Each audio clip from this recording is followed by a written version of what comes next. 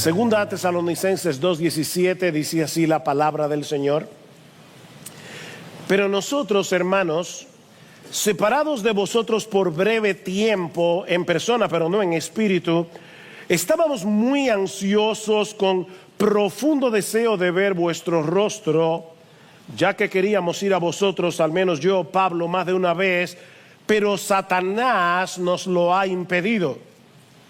Porque ¿quién es nuestra esperanza, o gozo, o corona de gloria? ¿No lo sois vosotros en la presencia de nuestro Señor Jesús en su venida?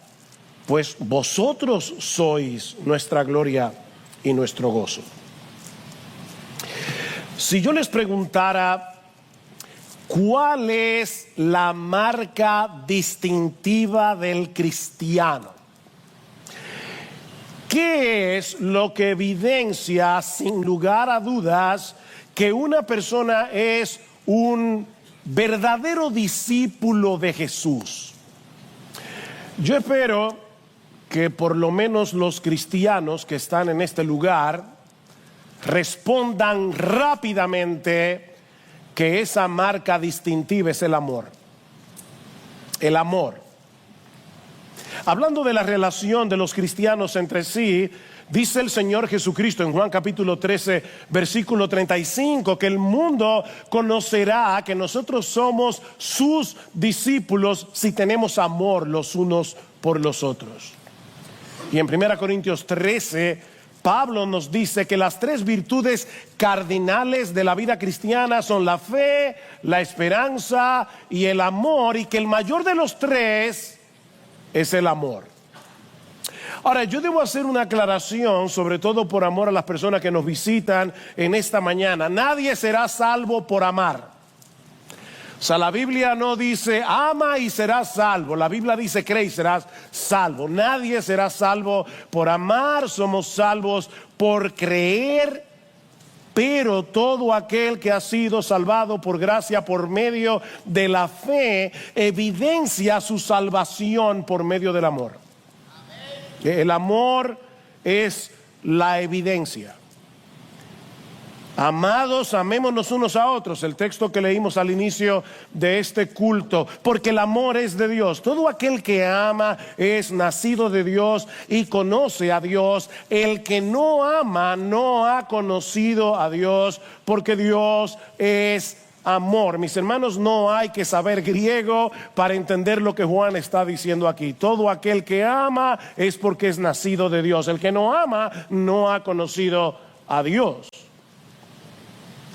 Y en este pasaje que acabo de leer en 1 Tesalonicenses, nosotros vemos claramente ejemplificado ese amor que distingue a los cristianos. Porque, mis hermanos, en su gracia común, la mayoría de la gente ama a otras personas.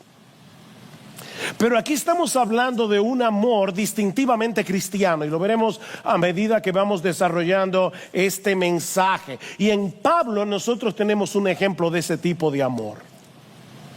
Ahora, antes de entrar a considerar el contenido de este pasaje, es muy importante que nosotros veamos un poco de su contexto. Al poco tiempo de que Pablo y su equipo misionero llegaran a Tesalónica a predicar el evangelio, los judíos juntaron una turba que forzó a Pablo, a Silas y a Timoteo a huir de la ciudad. Y es así como Pablo y los demás llegan a Berea.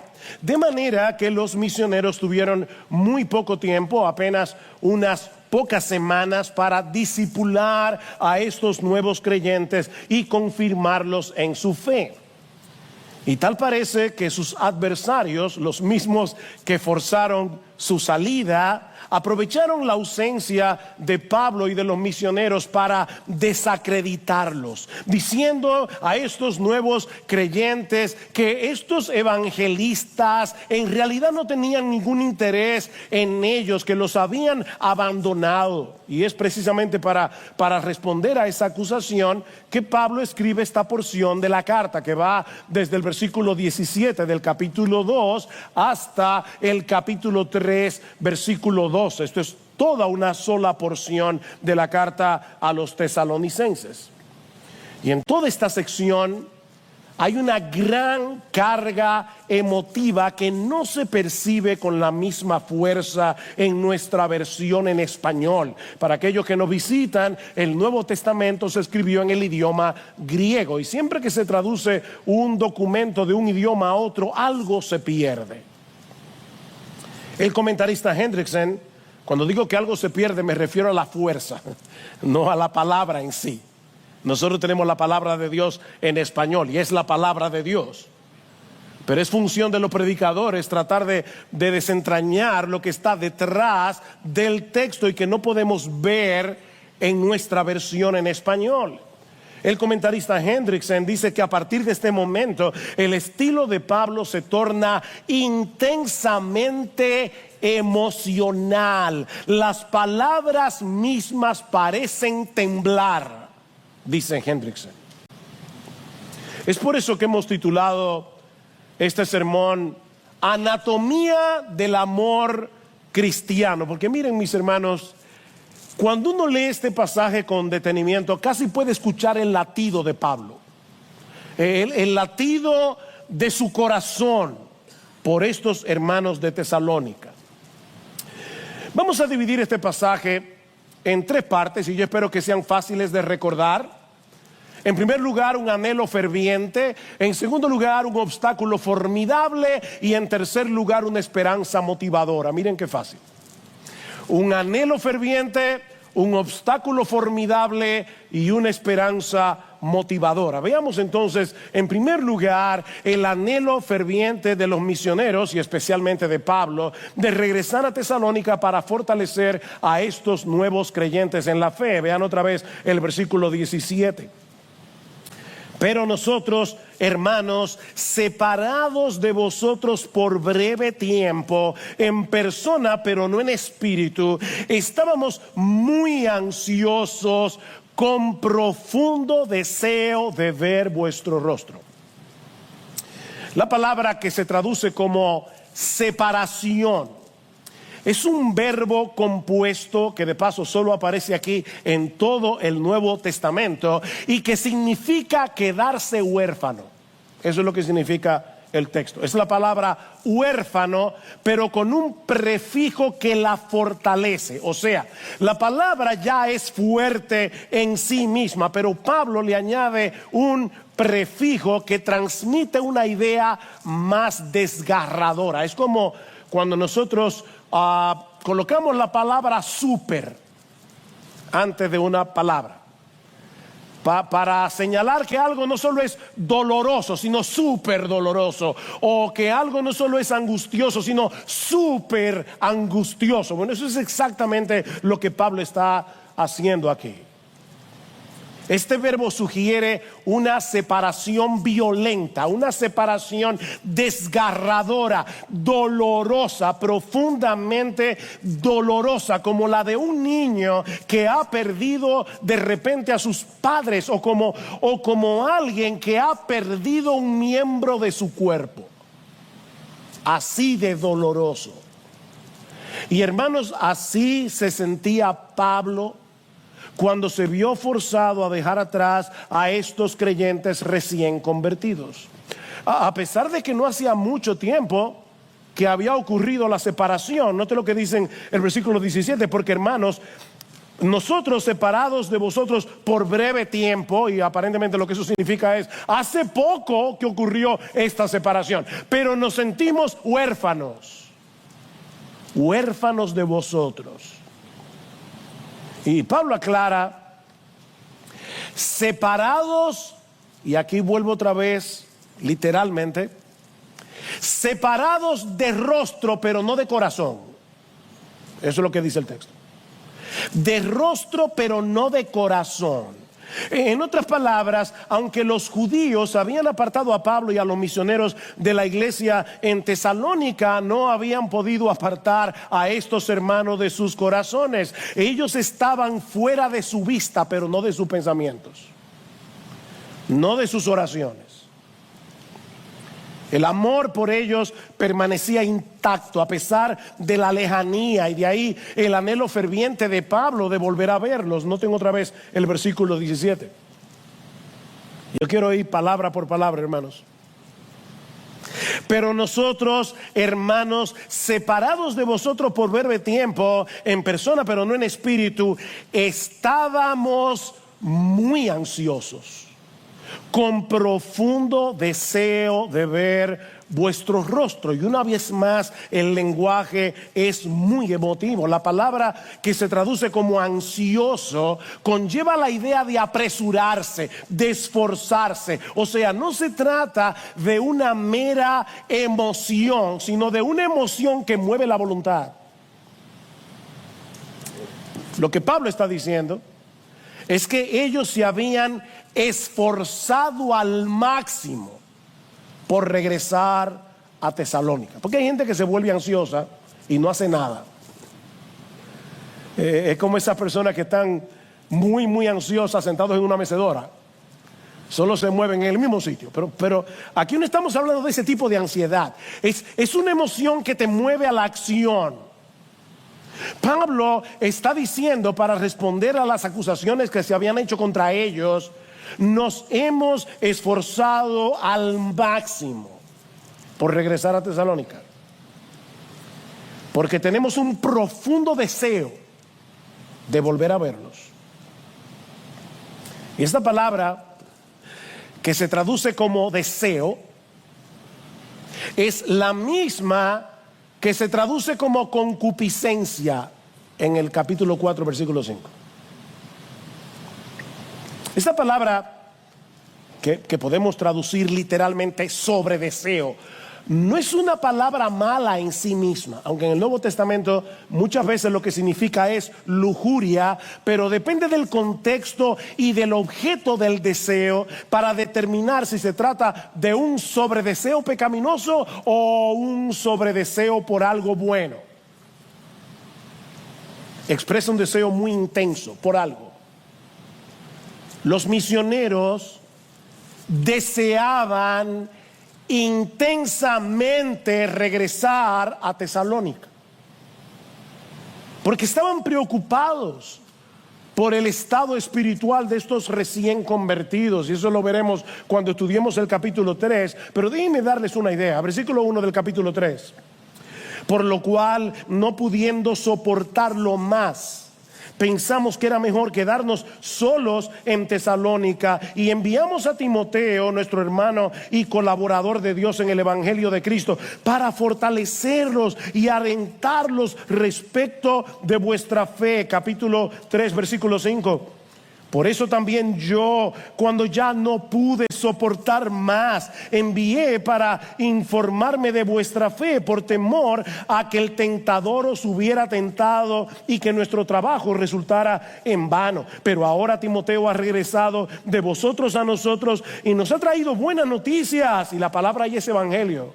Es la única vez que Pablo usa la palabra evangelio que no sea para el evangelio de Jesucristo. La única vez.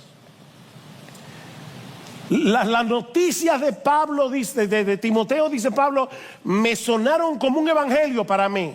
Las buenas noticias de vuestra fe y amor, y de que siempre tenéis buen recuerdo de nosotros, añorando vernos como también nosotros a vosotros. Por eso, hermanos, en toda nuestra necesidad y aflicción fuimos consolados respecto a vosotros por medio de vuestra fe. Y ahora escuchen: porque ahora sí que vivimos si vosotros estáis firmes en el Señor. ¡Wow! ¡Qué amor! ¡Qué amor! Mis hermanos, el verdadero amor cristiano se preocupa genuinamente por la condición espiritual de sus hermanos en la fe. Si bien es cierto que es Dios el que da el crecimiento, Dios usa medios para que sigamos avanzando hacia la madurez. Eso es lo que Pablo nos presenta en Efesios capítulo 4. Es hablando la verdad en amor que podemos crecer para ser cada vez más semejantes a nuestro Señor Jesucristo. Lo que esto significa, en palabras más sencillas, es que es en el contexto del discipulado mutuo que la iglesia avanza hacia la madurez cristiana. Y ese discipulado no es un programa. Alguna gente nos pregunta, ¿ustedes tienen un programa de evangelismo? De discipulado, perdón. No, esto no es un programa, hermanos, es el resultado de una genuina preocupación por el crecimiento de tu hermano. En otras palabras, tú y yo tenemos una responsabilidad de ayudar en lo que podamos al crecimiento de otros, así como nosotros necesitamos la ayuda de otros para crecer. Déjame hacerte una pregunta. ¿Tú estás discipulando a alguien ahora mismo? El discipulado no tiene que ser una cosa de 1 año, de 2 años, de 3 años. Puede ser simplemente que tú tomes a un nuevo creyente y le enseñes cómo leer su Biblia, cómo orar, cómo confesar sus pecados, animarlo a ser miembro de la iglesia. Tú estás discipulando a alguien o alguien te está discipulando a ti ahora mismo. Esto no es un programa. Es simplemente el resultado del amor. El discipulado es una manifestación concreta del amor. Pablo, Silas y Timoteo estaban realmente preocupados por el estado espiritual de estos nuevos creyentes. Pero ¿sabes qué? Dios espera ver esa mutua preocupación en todos los cristianos. Esto no es simplemente el amor de Pablo, porque tú sabes que Pablo era un súper cristiano. Pablo era súper espiritual. No, Pablo era un cristiano y era un hombre sujeto a pasiones iguales que las tuyas y las mías. Dios espera eso de todos nosotros. Pablo dice, escribiendo a los Corintios, que Dios espera que en la iglesia no haya división, sino que los miembros tengan el mismo cuidado unos por otros. ¿Oíste eso? Dios espera que en la iglesia tengamos el mismo cuidado unos por otros. Dime hacerles una pregunta que yo tuve que hacerme esta semana. Porque para serles muy honesto, y se lo comentaba a mi esposa en estos días, preparar este sermón fue muy duro para mí, porque vi mi pecado con una claridad asombrosa. Mi falta de amor. Yo necesito crecer en amor. Y tú también. Porque el estándar es llegar a amar como Jesús. Claro que nos falta. Que os améis unos a otros como yo os he amado. Ese es el estándar, ¿no? Así que déjame hacerte la pregunta. ¿Cómo fue que Pablo llegó a desarrollar esa capacidad de amar tan intensa y genuinamente? Porque déjame decirte algo, Pablo no nació así. Hay personas que dicen no, que él nació así. No. Pablo no nació con una disposición natural hacia el amor, todo lo contrario. Pablo fue un fanático religioso que llegó a perseguir a los cristianos con saña. O sea, antes de ser cristiano, Pablo tenía una gran capacidad de odiar y de hacer daño. El que escribió ese texto nació con una gran capacidad de odiar, con una gran capacidad de hacer daño, hasta que Cristo se encontró con él en su camino a Damasco y el odioso Saulo se convirtió en el amoroso Pablo por el poder del Espíritu Santo. ¿Saben dónde está el secreto de Pablo? Que Pablo nunca olvidó lo que él había sido. Y precisamente por eso nunca dejó de maravillarse del amor de Cristo por él. Ahí está el secreto. Miren qué fácil. Pablo nunca olvidó lo que él había sido y nunca dejó de maravillarse del amor de Cristo. Y era precisamente el hecho de sentirse tan amado lo que lo movía a amar a otros sin condición. Él mismo escribió en 2 Corintios capítulo 5 versículo 14, el amor de Cristo nos constriñe, el amor de Cristo nos presiona, el amor de Cristo nos motiva pensando esto, y lo que significa es considerando seriamente esto, que si uno murió por todos, luego todos murieron y por todos murió, para que los que viven ya no vivan para sí, sino para aquel que murió y resucitó por ellos. ¿Ves el ya no vivan? Porque todos nosotros antes de ser cristianos vivíamos para nosotros mismos, pero alguien llamado Jesús murió por nosotros en una cruz. ¿Y sabes para qué? Para que ya no sigas viviendo para ti mismo.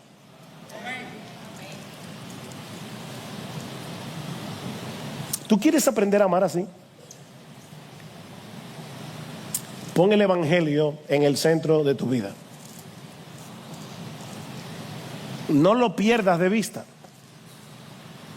Esfuérzate por ser intencional en recordar el amor de Cristo por ti, a pesar de tus pecados, incluyendo el pecado de tu falta de amor. O sea, Cristo nos ama a pesar de nuestros pecados, incluyendo nuestro pecado de falta de amor. Y cuando nosotros pensamos que Cristo nos ama a pesar de lo que somos, a pesar de nuestra falta de amor, a pesar de la falta de interés por otros, y Cristo nos ama, eso expande nuestra capacidad de amar. El hecho de verme amado, tan amado por alguien que me conoce a la perfección, por alguien que conoce mis debilidades, por alguien que sabe que muchas veces para hacer un bien yo tengo que obligarme a mí mismo porque no quiero hacerlo, porque es más fácil quedarme viendo una serie de Netflix que ir al hospital a visitar a un enfermo. Para mí, por lo menos, yo no sé para ti, es más fácil. Y cuando yo entiendo, wow, Cristo me ama a pesar de lo que de cómo Él me conoce, de todos los pensamientos que me pasan por la cabeza que nadie ve, eso expande mi capacidad de amar. Ven, es el evangelio. En cierto modo, podemos decir que Pablo supo capitalizar su pasado. ¿Cómo así? Bueno, que en vez de paralizarse por la culpa de haber sido un perseguidor de la iglesia, Pablo convirtió su pasado pecaminoso en una especie de combustible que alimentaba la llama de su amor por Cristo y de su iglesia.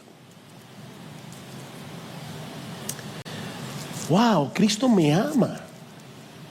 A pesar de lo que fui, a pesar de lo que soy, Pablo nunca dejó de asombrarse que Cristo lo amara tanto, que no solo lo salvó, sino que lo convirtió en un apóstol. Pablo dice en Efesios 3, me encanta este versículo: a mí, que soy menos que el más pequeño de todos los santos. Definitivamente Pablo sabía acumular las palabras, ¿verdad? Para expresar una idea. A mí, que soy menos que el más pequeño de todos los santos, me fue dada esta gracia de anunciar entre los gentiles el evangelio de las inescrutables riquezas de Cristo. Pablo dice, yo no puedo entender cómo Cristo me ama tanto. Y por eso podía amar como Él amaba, siendo un hombre como tú y como yo, que seguramente tenía que luchar con sus propios pecados. Ahora, Pablo no solo estaba muy consciente del amor de Cristo, en contraste, ¿verdad?, con su pecaminosidad, sino también del hecho de que Cristo lo había colocado en medio de esa familia que él antes perseguía. Esos que antes eran el objeto de su odio, ahora eran sus hermanos. Ven cómo comienza el texto. Pero nosotros, hermanos, y alguien puede decir, bueno, pastor, pero usted sabe que Pablo le llamaba hermano a todos los cristianos. Ya está viendo más de la cuenta. No, yo no creo que el uso de la palabra hermanos aquí sea casual. Y no lo creo por la cantidad de veces que Pablo usa la palabra hermanos en esta carta. Para que tengan una idea, ¿cuántos capítulos tiene la carta a los romanos? 16 capítulos. ¿Cuántos capítulos tiene Primera Tesalonicenses? 5 capítulos. ¿Saben cuántas veces Pablo usa la palabra hermanos en toda la carta de los romanos? 20 veces. ¿Saben cuántas veces usa la palabra hermanos en estos 5 capítulos de Primera Tesalónica? 19 veces, casi la misma cantidad, con 11 capítulos de diferencia. Hermanos, hermanos, hermanos. Los cristianos debemos amarnos porque somos hermanos. Somos y hermanos de sangre, en el mejor sentido de la palabra. Somos miembros de una misma familia, tenemos un mismo Salvador, fuimos comprados por la misma sangre y ahora pertenecemos al mismo Padre. Mis hermanos, cuando Cristo murió en la cruz, una de las cosas que nos quitó como una ropa sucia es el individualismo. Esta es una sociedad eminentemente individualista. Yo, mis derechos, lo mío. Cuando Cristo nos salvó, nos quitó la ropa vieja, sucia, podrida del individualismo y lo enterró. Déjalo ahí donde Él lo enterró. Deje el individualismo a un lado. Por eso les decía al principio, hermano, nosotros necesitamos un avivamiento de amor. Un avivamiento de amor que nos mueva a salir de nuestra zona de comodidad y arriesgarnos a amar a otros, independientemente de si los otros te aman a ti. Y digo arriesgarnos porque, déjenme decirles algo, el amor es arriesgado. Muy arriesgado. Tú puedes darte por entero a una persona que después te va a clavar un puñal en la espalda. Y como quiera, tú debes amar. Debes amar. Lamentablemente, debemos reconocer que es muy fácil para nosotros quedarnos encharcados en el nadie se preocupa por mí, en vez de decirnos a nosotros mismos, necesito crecer en mi preocupación por los demás. Yo necesito ser intencional en orar por mis hermanos en la fe, en aliviar sus cargas, en ayudarlos a crecer. Es mucho más fácil decir, nadie se pone en mi pellejo, que hacer el esfuerzo de ponernos en la piel del otro. Sobre todo cuando nosotros mismos estamos pasando por tiempos difíciles. Cuando nosotros mismos estamos sufriendo. Ustedes leyeron con cuidado lo que Pablo dijo en el capítulo 3, versículo 7, porque hay algo allí que podemos fácilmente pasar por alto, que dice Pablo, por eso hermanos, en toda nuestra necesidad y aflicción, fuimos consolados respecto a vosotros por medio de vuestra fe. Pablo mismo estaba en necesidad. Pablo mismo estaba en aflicción cuando manifestó este amor tan profundo por los hermanos de Tesalónica. Así que el dolor no es una excusa. Mira, mi hermano querido, mi hermana, en vez de aislarte en tu dolor, haz lo que hizo Pablo. Pablo seguía preocupado por estos hermanos. Y aunque se había esforzado por regresar a Tesalónica, algo se lo impidió. Lo que nos lleva a nuestro segundo encabezado. Ya vimos el anhelo ferviente. Veamos ahora en segundo lugar el obstáculo formidable. Versículo 18.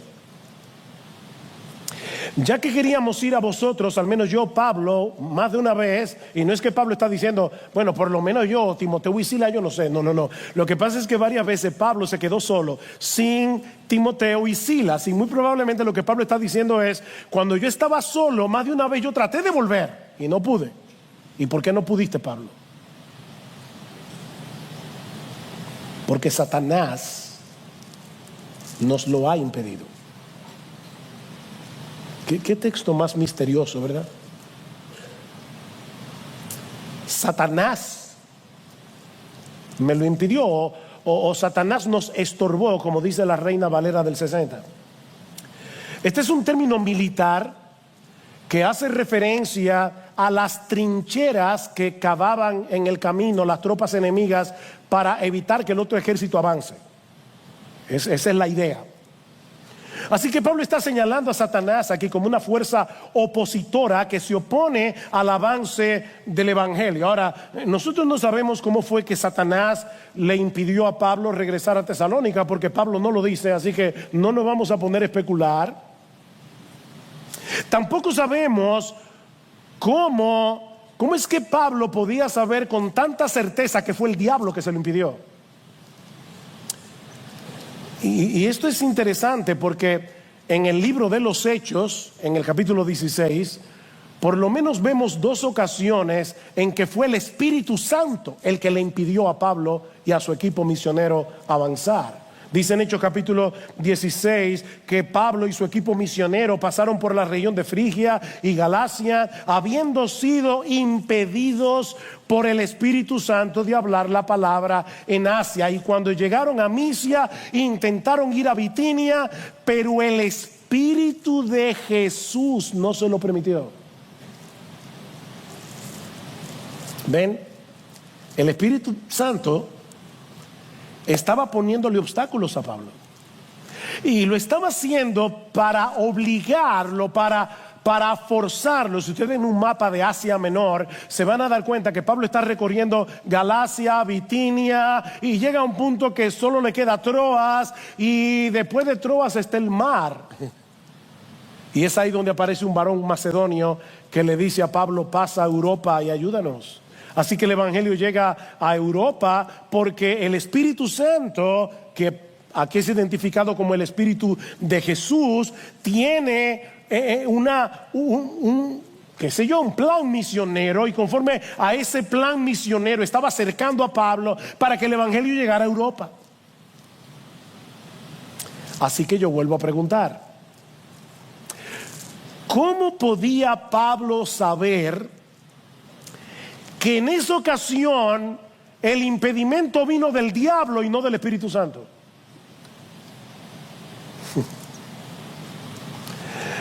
Bueno, la respuesta puede ser porque el impedimento estaba viniendo de parte de los judíos que odiaban el evangelio, y viendo el instrumento, Pablo dice: el diablo los está usando. O puede ser que el mismo Espíritu Santo le revelara a Pablo de dónde venía el impedimento. Pero independientemente de eso, hermanos, hay al menos dos cosas que debemos tomar en cuenta aquí.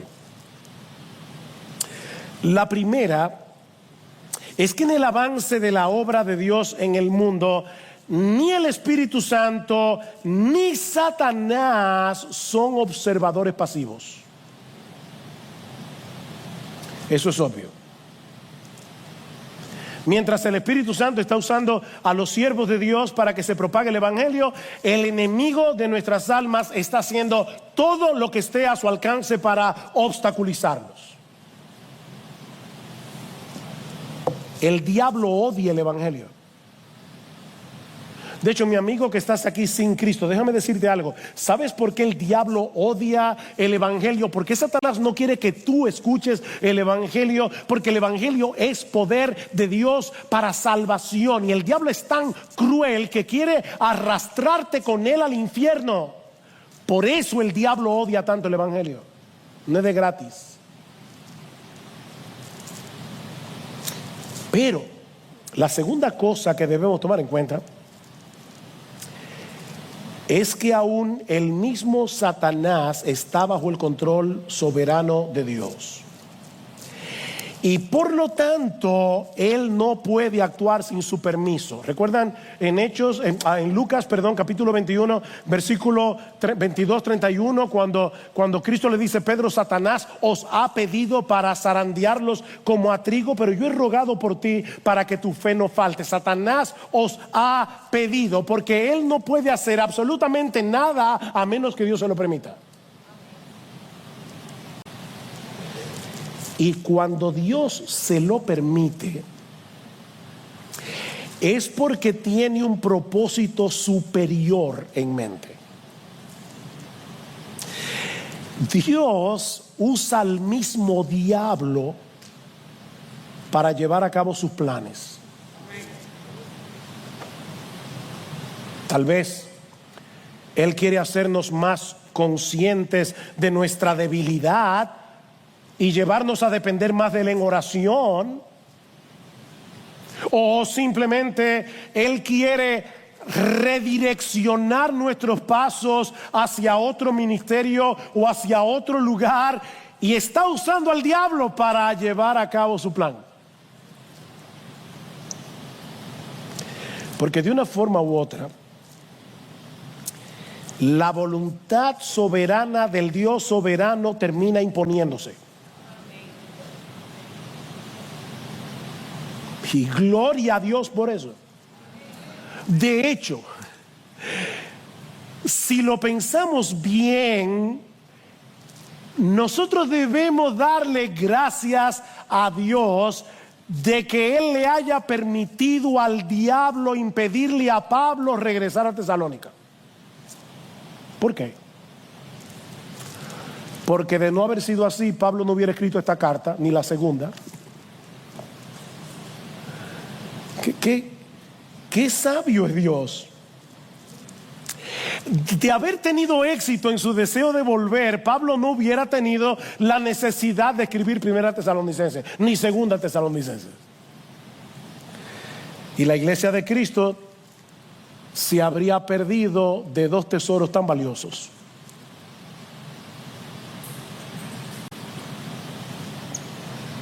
La voluntad de Dios termina imponiéndose de un modo u otro. Y su voluntad siempre es buena, es agradable y es perfecta, dice Pablo en Romanos 12. Siempre. Aún cuando usa al mismo diablo.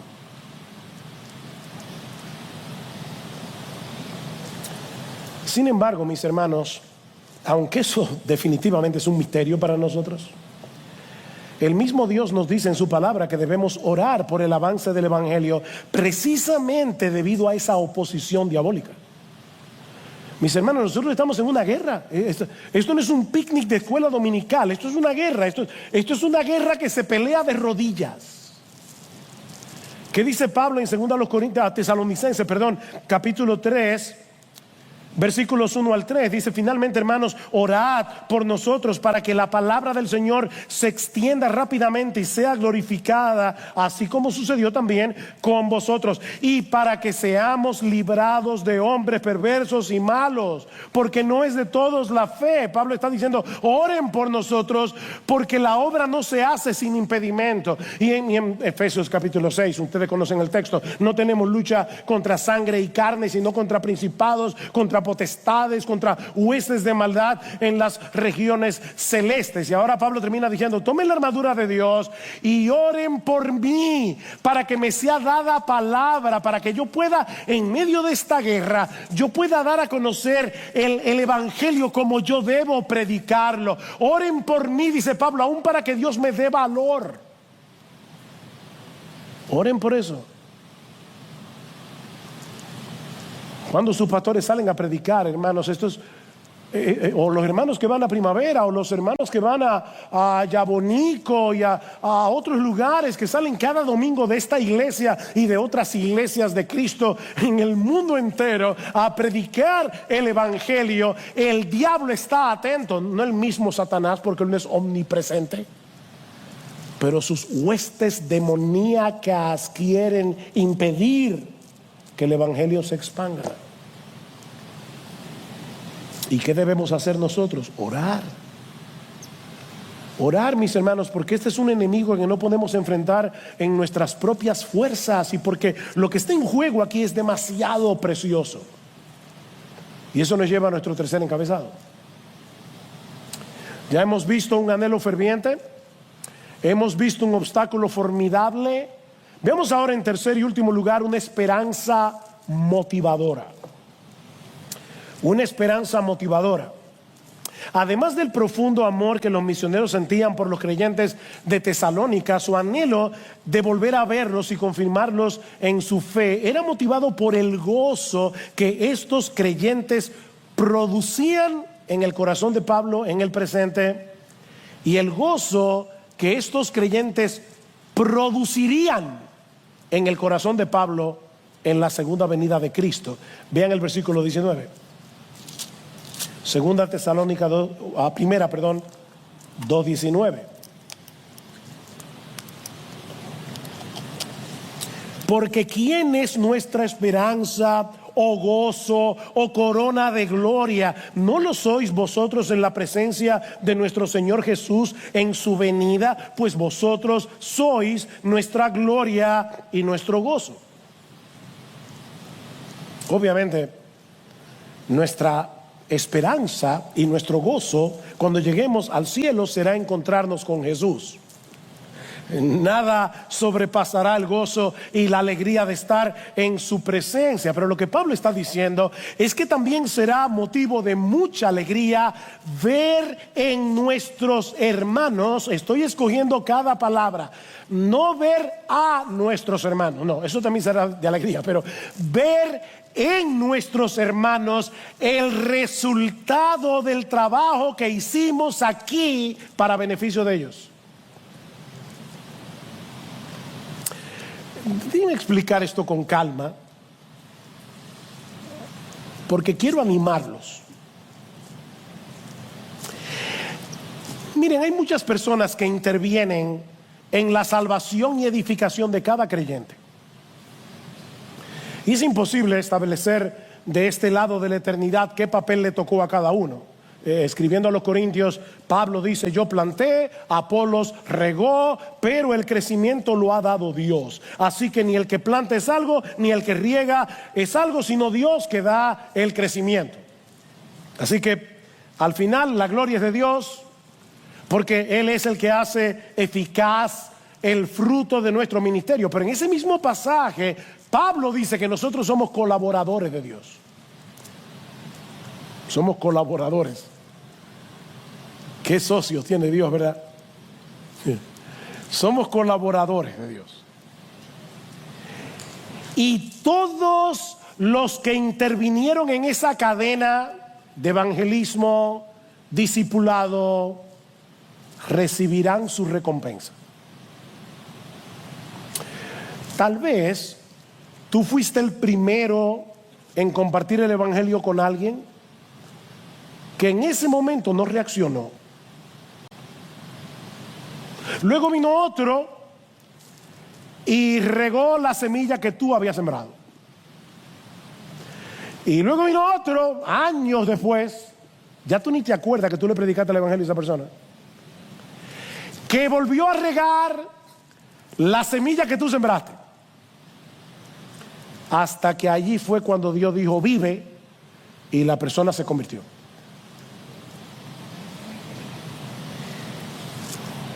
O tal vez a ti te tocó discipular a ese nuevo creyente.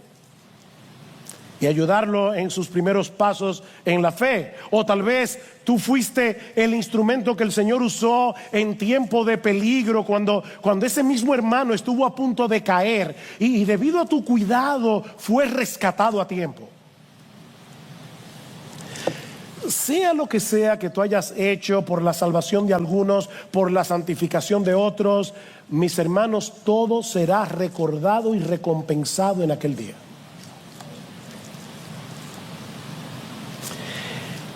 Mira, tal vez las personas que tú beneficiaste ni te lo agradecieron. O tal vez ya tú ni te acuerdas que tú fuiste parte de ese proceso. Ni te acuerdas. ¿Tú recuerdas a todas las personas que tú has animado en esta iglesia? ¿O tú recuerdas a quienes tú le has predicado el evangelio a lo largo de toda tu vida cristiana?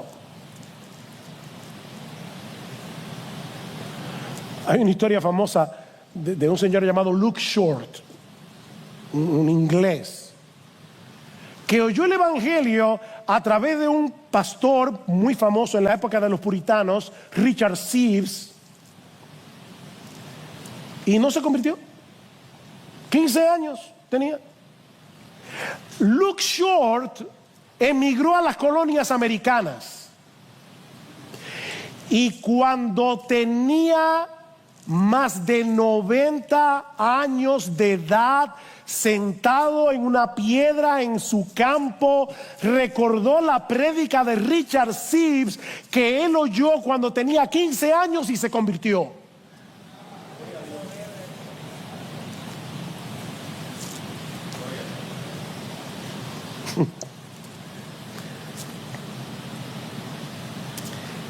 Tú te olvidaste de que tú fuiste parte de eso, pero Dios no olvida. Dios no olvida. Y a nadie dejará sin recompensa. Recuerda, yo quiero animarte. Dice el autor de la carta a los Hebreos que nuestro Dios no es injusto para olvidar vuestra obra y el trabajo de amor que habéis mostrado hacia su nombre, habiendo servido a los santos y sirviéndoles aún. Dios no es injusto. Tú fuiste parte de esa cadena, recibirás tu recompensa. ¿Recuerdan lo que predicamos en el 45 aniversario de nuestra iglesia? Dice Pablo que debemos abundar en la obra del Señor, siempre sabiendo que nuestro trabajo en el Señor no es en vano. No es en vano. ¿Y sabes cuál será tu recompensa? Bueno, ese es un tema muy amplio en la Biblia, el tema de las recompensas.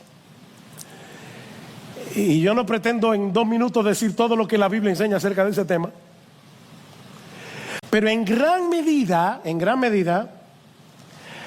la recompensa será ver el gozo del resultado de todo lo que hiciste para Cristo y para su iglesia. Ese gozo en los creyentes y en tu propio corazón será parte de la recompensa. ¿Qué le dice Pablo a los tesalonicenses? Ustedes serán mi corona de gloria. Ustedes serán mi corona de gloria. Mi recompensa y mi gozo, dice Pablo, será verlos allí en cuerpos glorificados, reflejando ya sin pecado la gloria de nuestro Señor y Salvador, y escucharle a Él, a mi Señor, a mi precioso Salvador, decirme a mí, por causa de ustedes que van a estar allí en cuerpos glorificados: Pablo, bien, buen siervo y fiel. Esa será mi corona.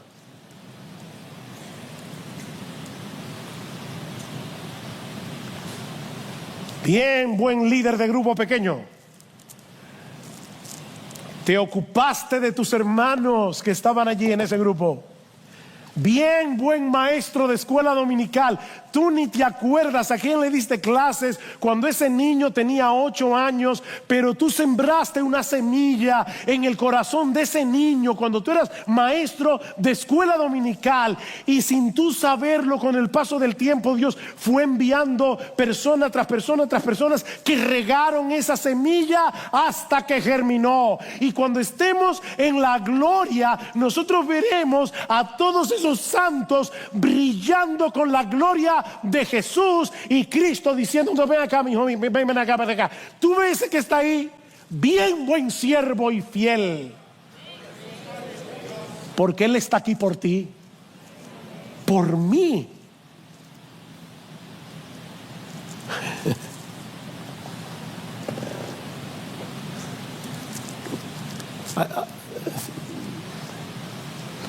Estoy mirando el reloj.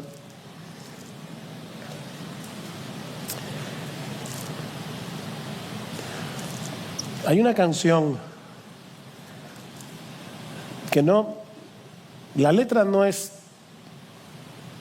teológicamente tan precisa, pero muchas veces a lo largo de mi vida cristiana escucho esa canción y me pongo a llorar. Y es un individuo que narra un sueño. Ya, yo sé que algunos miembros de IBCJ ya se ponen nerviosos. Dice: yo tuve un sueño. En el sueño yo llegaba al cielo y caminando por las calles de oro me encontré contigo.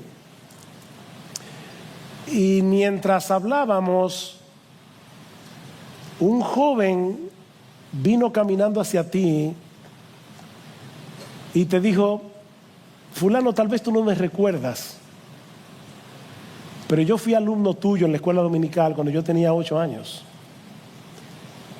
Y un día estabas orando por tus alumnos y el Espíritu Santo te usó para salvarme a mí.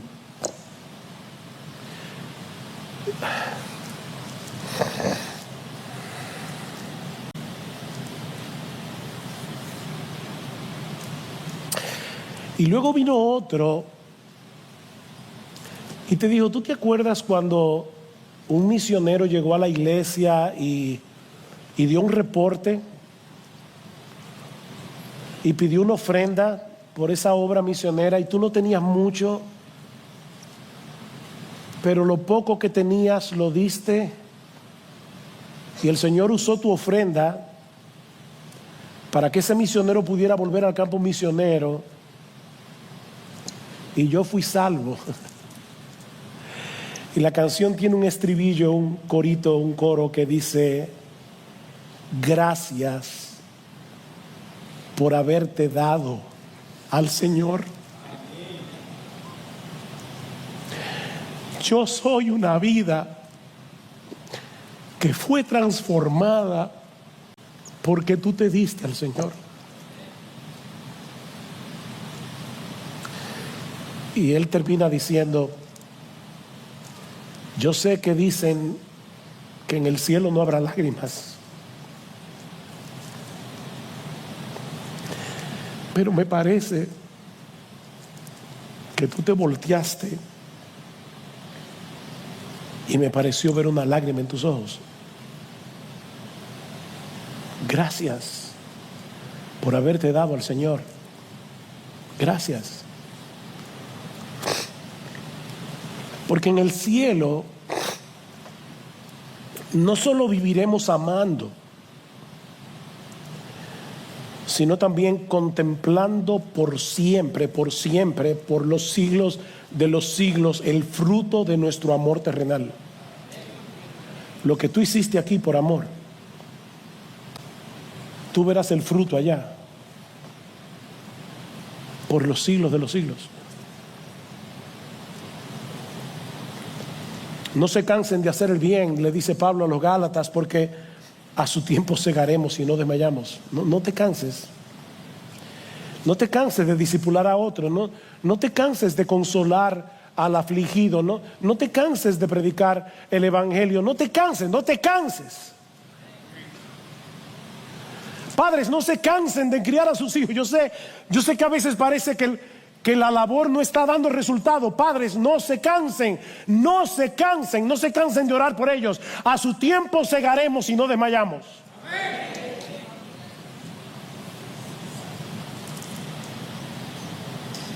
Trabaja arduamente, con los ojos puestos en la segunda venida. No aquí, no allá, porque ese será el día de nuestra coronación.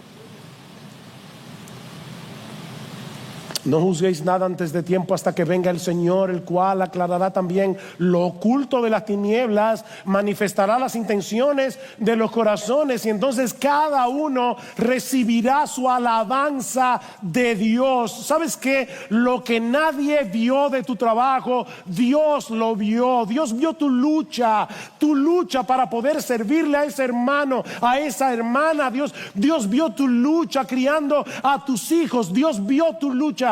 Y cuando Dios aclare las intenciones del corazón, cuando eso que ahora está oculto en las tinieblas salga a la luz, cada uno recibirá su alabanza de Dios, y Dios no miente.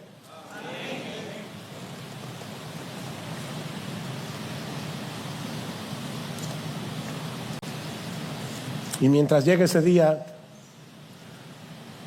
ten ojos para ver a los que están caminando bien, y anima tu corazón con ellos. ¿Qué dice Pablo en el versículo 20? Ustedes sois, ahora, no que lo serán cuando Cristo vuelva, ustedes sois nuestra gloria y nuestro gozo. Esta iglesia llenó de gozo y de alegría el corazón de Pablo, cuando muchos otros fueron motivo de desaliento para él. Mis hermanos amados de Iglesia Bíblica del Señor Jesucristo, los pastores somos alentados, somos animados por la iglesia. No solamente cuando nos dicen palabras de ánimo. Somos animados al verles recibir la palabra predicada con un corazón enseñable. Somos animados al percibir en los miembros cómo están tomando en serio su propio crecimiento espiritual y el crecimiento espiritual de sus hermanos. Créannos, amados hermanos de IBCJ, eso anima nuestro corazón como nada más puede hacerlo. Yo no tengo mayor gozo que este, dice Juan, que el ver a mis hijos andando en la verdad. Así que, queridos hermanos de IBCJ, cada uno de ustedes tiene el potencial de animar el corazón de sus pastores, y no solo con palabras, sino y sobre todas las cosas, cuando vemos que todos juntos como iglesia estamos pareciéndonos cada vez más a Jesús.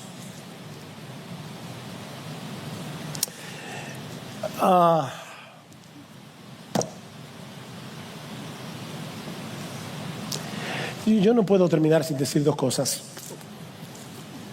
Sí, me pasé. Una vez al año no hace daño, dicen los cubanos. Déjeme añadir solo dos cosas. Voy a tratar de ser breve. Voy a ser breve.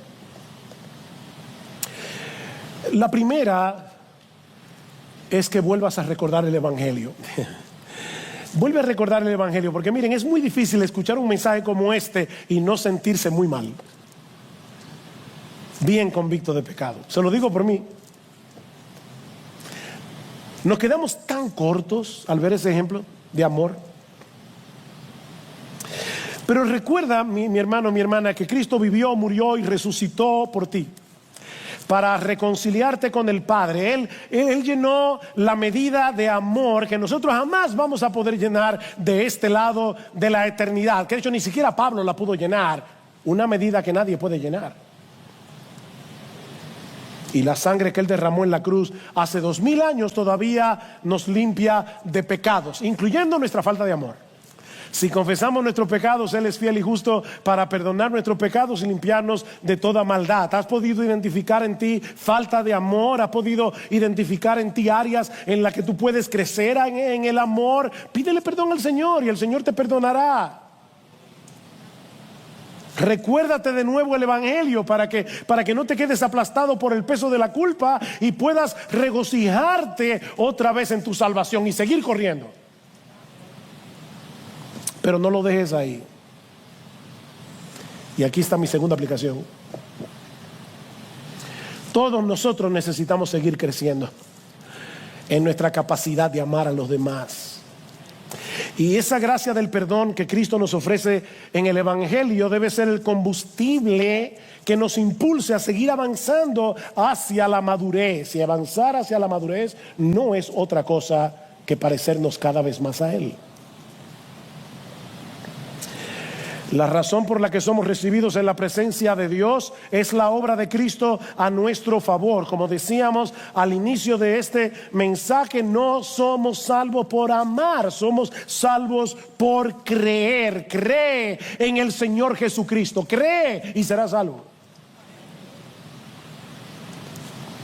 Pero Cristo es tan bueno y tan poderoso que Él no nos deja como nos encuentra. Así como Él convirtió al odioso Saulo en el amoroso Pablo, Cristo nos libera de la esclavitud del pecado, nos libera del orgullo, nos libera del egoísmo, para que ahora seamos capaces de amar con esa clase de amor con el que somos amados por Él. No creas que por el hecho de ser salvo ahora el amor fluye. Porque si fuera así, Juan no dijera: amados, amémonos unos a otros.